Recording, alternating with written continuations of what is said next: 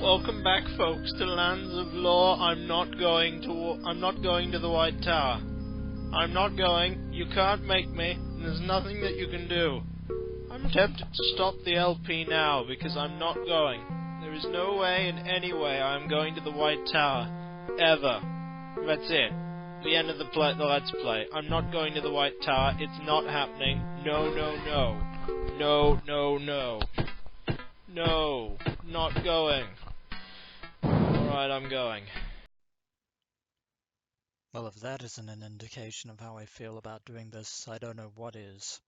Anyway, welcome back, adventurers, once again to Let's Play Biohazard 3 Real Survival.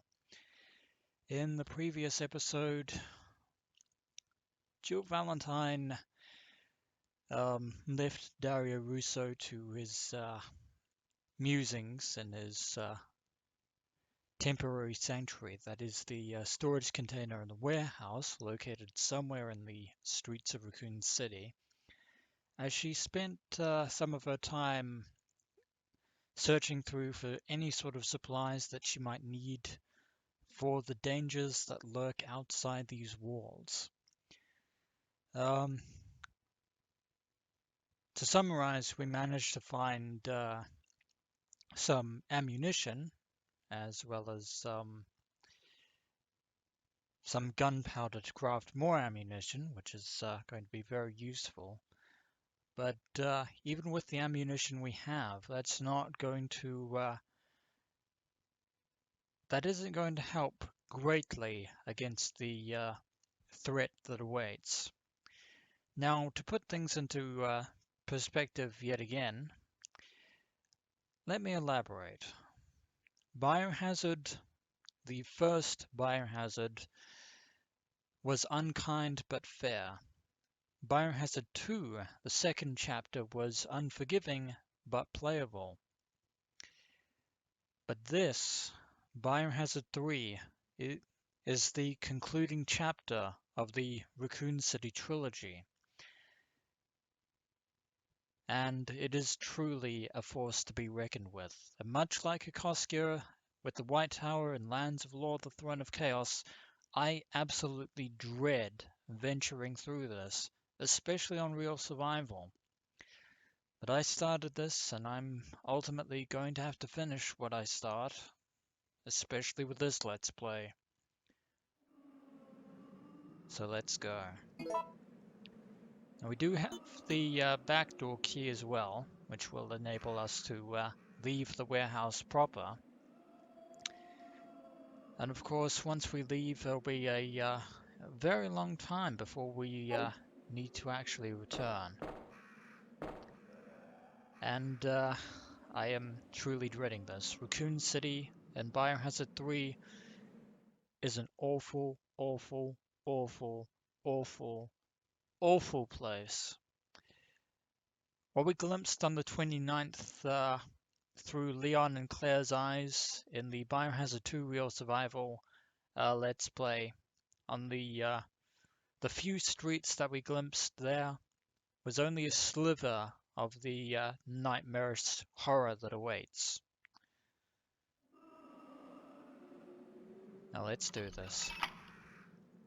The backdoor key has been used, and this is the only time in which we need this key, so we'll get rid of it.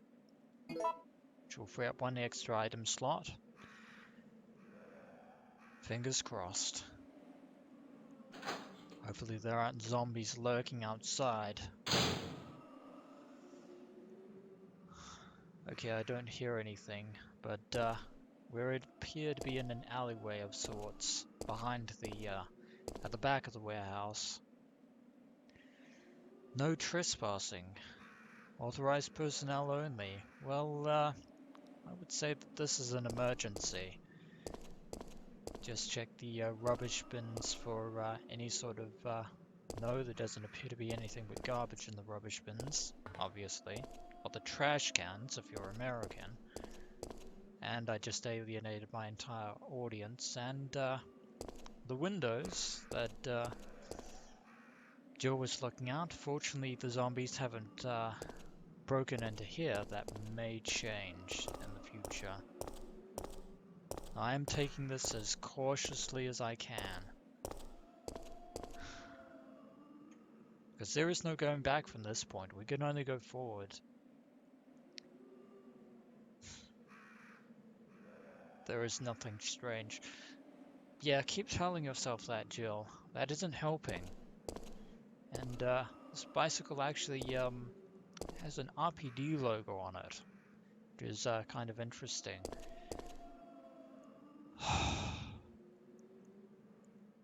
And before us lies another door with some barbed wire at the top and the glimpse of a building. Once we leave this alleyway, we'll actually be leaving safety behind us for good. And I am absolutely dreading this. But proceed we must. And this door is probably not going to be locked. So let's go.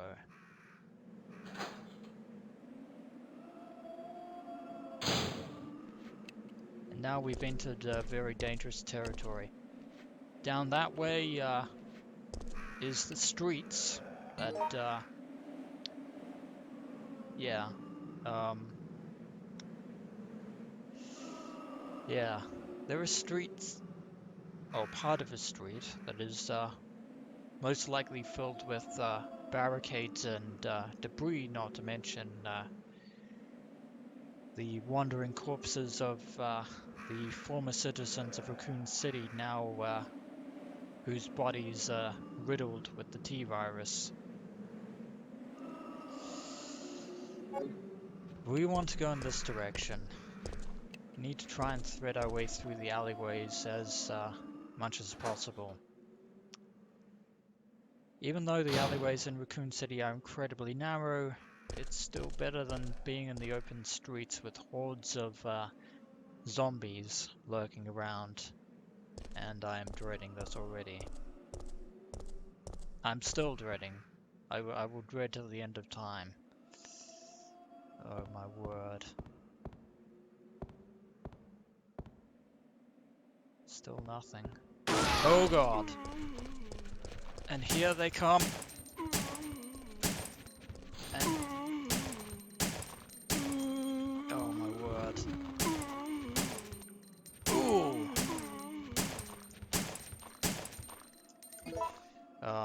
Reload.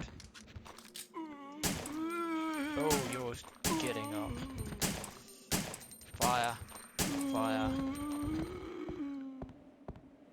No, you don't. Oh, I wasted a bullet there.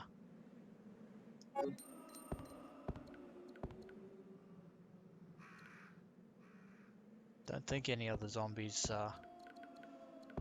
went away, and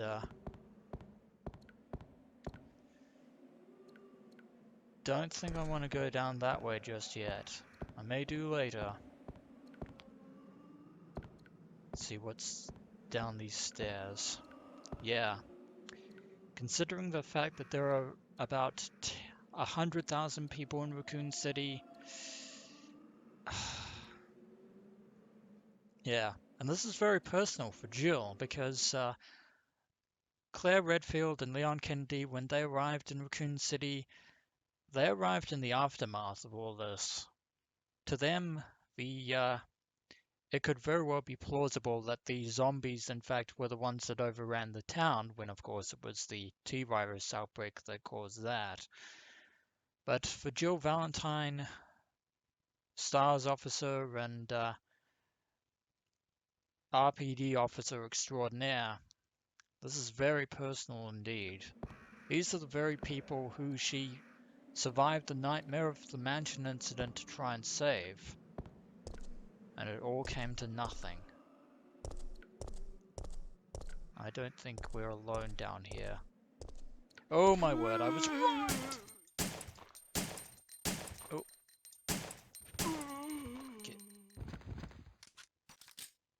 Oh, you died anyway. That's fantastic. Okay, there was just one lone zombie down here, and now that I think back to it, we actually caught a glimpse of a survivor that ran away. We're probably going to have to follow that survivor, and there appears to be something on this cabinet here. Lighter oil. I assume we're going to be finding a lighter at some point. Which will be necessary. No, my word. Yeah, this police officer happens to have a shotgun on him. Not that helped much, and well, he won't be needing it. Yes, indeed, we'll take the shotgun. Unfortunately, it has ammo in it. It is very, very fantastic. He is lucky he died before his guts were ripped out. I wouldn't necessarily call what he went through lucky in the slightest. Cases of drinking water. Hopefully they're not riddled with the T-virus. That would actually be a terrible thing. Now, we don't need to check the lighter oil to know what it is or what it does, so we're going to examine the shotgun, which is a Benelli M3S, an easy-to-carry sawed-off shotgun. It uses 12-gauge shotgun shells. It's quite different from the shotgun from the first two biohazards. It's not a Remington, and it's not a W870, which is the shotgun that Leon gets in Biohazard 2.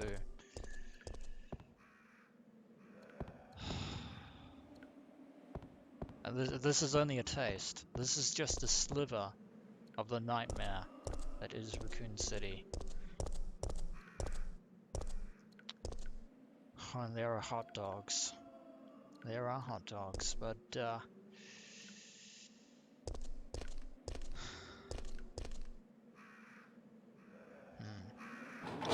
think I actually wanted to go this way.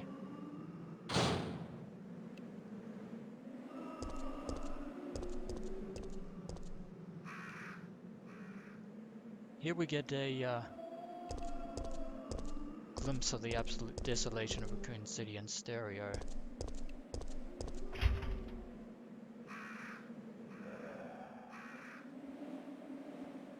It's locked from the other side.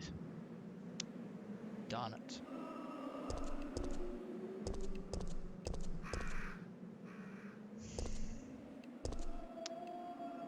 No signs of life.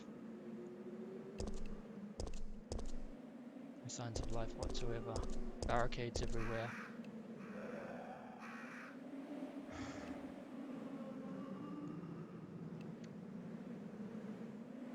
And I don't think I want to go this way. I think I shall let sleeping zombies lie. I am going to go back the way I came. Oh my word. This is worse. This is worse than Biohazard 2. Seeing the reality of what happened to Raccoon City in stereo like this is absolutely gut-wrenchingly terrifying. Anyway, back up the way we went, and we're going to go the other way now. Oh my word. Well, lo and behold, items that are going to be quite useful. Two seemingly innocuous potted plants, which are not innocuous in the slightest. Green herbs. A rare herb that can restore your vitality. Several herbs can be mixed to enhance their effect. Yeah, Jill remembers the medicinal effects of the herbs of the Arkley Mountains. And there's a poster here. Big E Concert, September 30th. Starts at 7:30 p.m. There is a concert that will sadly never take place. And another green herb, which we have. Definitely wanting to find the other types of herbs. The red herbs, which will enhance the healing effects of the green herbs significantly and save us having to use first aid sprays. and as well as finding the blue herbs that are useful for neutralizing poison and toxins.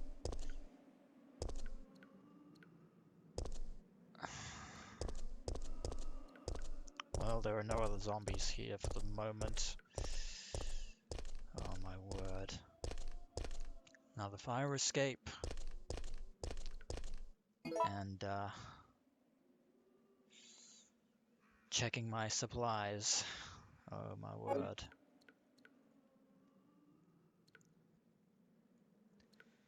And through the next door into the unknown.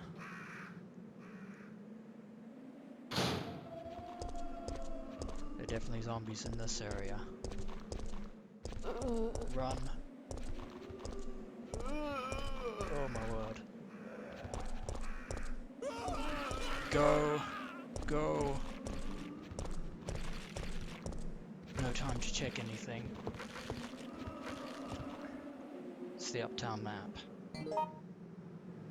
Now we have a full glimpse of where we were, and we can actually see the area that leads to where Jill's apartment was. And I think that this little passageway here was how she managed to escape into where she managed to escape before. And she also somehow managed to get into the warehouse from I think she came in from this side. I think she managed to get in that way and seal off. But there's no point in going back that way because that place is crawling with zombies as well as everything else. Now there is a bar here, and we can actually have a full eye view of the uptown area of Raccoon City. There's a bar there, but it's actually locked, so from the front, so we couldn't have gotten in there if we tried.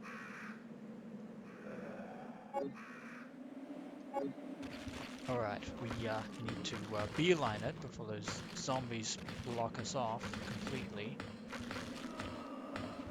Oh, there are 2 more green herbs. Oh my word. I'm going to combine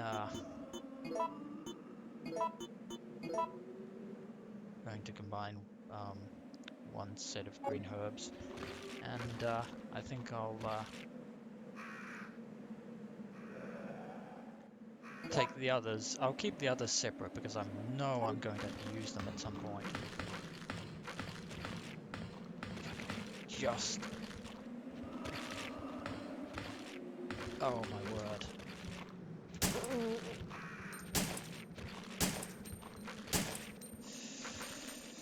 Get down. Get down. Oh my word.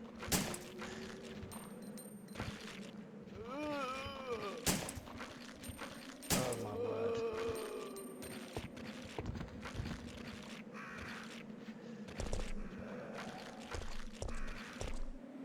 They're enjoying their meal. Oh my word. Oh my word. Get away from you. Away. Run away. I am absolutely panicking right now. Absolutely panicking beyond measure. Okay, let's keep running. Let's head on straight through and don't look back. Oh wait, there's gunfire.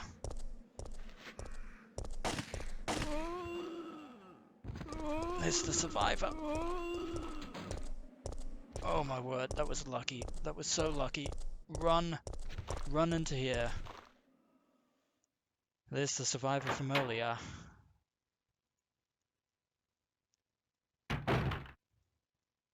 Oh, in the back of the bar. Oh, that's unfortunate.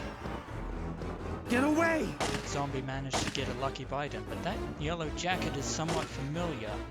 We're actually going to help him out. I don't care if it wastes bullets. He's a survivor. More importantly, he's someone important.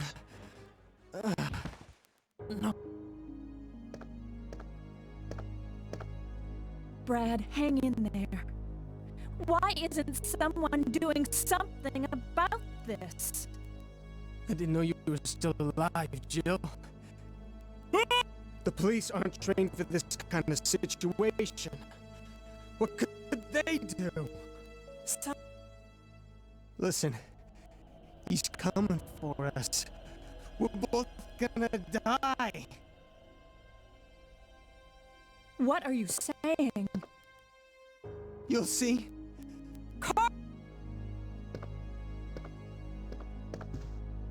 He's after STARS members. There's no escape.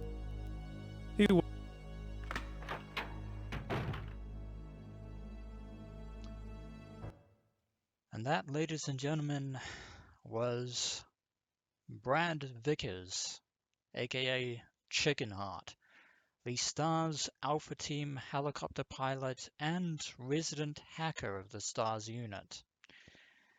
He is very much familiar for the fact that he infamously ditched the surviving Alpha Team members in the Arklay Mountains after Joseph perished to the Cerberus dogs that were roaming around the forest just outside of the mansion. But despite his nature, Brad actually hung around in the helicopter, which was good that the surviving STARS had a possible means of escape. However, the fuel in the helicopter was starting to run low. But fortunately for Brad, he managed to curb his cowardice nature by supplying the very rocket launcher that the STARS used to destroy the ultimate bioorganic weapon, Tyrant, the T-002 specimen that was being kept on the fourth floor of the fourth basement floor of the Arklay laboratory. But despite everything that's going on, Brad Vickers was somehow still in Raccoon City. And the warning that he is given to Jill is very foreboding, foreshadowing indeed, because for better or worse, somebody is in Raccoon City that is hunting down the surviving STARS members. And that someone knows that Jill Valentine and Brad Vickers are both STARS members, and they're both in Raccoon City. But I'm going to end this episode of Let's Play Biohazard 3 Real Survival in this instance, and when we return, we shall explore the interior of the Barjack, which is the name of the fine establishment that we're in, and eventually keep making our way through the streets and alleys of Raccoon City in hopes of either another safe haven, some more survivors, or even possibly a means to a way out of the city entirely. As always, dear adventurers, until next we meet.